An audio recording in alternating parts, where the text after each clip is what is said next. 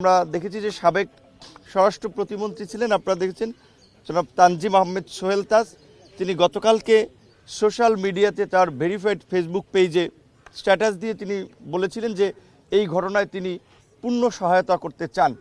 এটি আমি মনে করি এই সময়ের এই তদন্তের জন্য এবং জাতির সামনে সত্য উন্মোচন করার জন্য একটি সহায়ক ভূমিকা হতে পারে, যেহেতু তার এতদিন পরে তিনি হলেও মুখ খুলেছেন।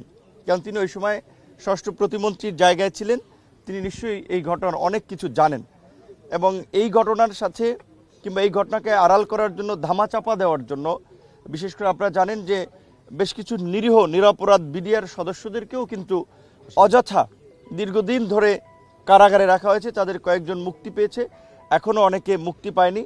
এই ঘটনার যেমন আমরা বিচার চাই, একটা সুষ্ঠু নিরপেক্ষ বিশ্বাসযোগ্য তদন্ত চাই, একই সাথে এই ঘটনা যেন উদরপিণ্ডি বুদর ঘাড়ে চাপিয়ে ধামাচাপা দেওয়ার চেষ্টা না করা হয়, সেজন্য আমরা নিরীহ নিরপরাধ বিডিআর সদস্যদেরও আমরা মুক্তি দাবি করছি।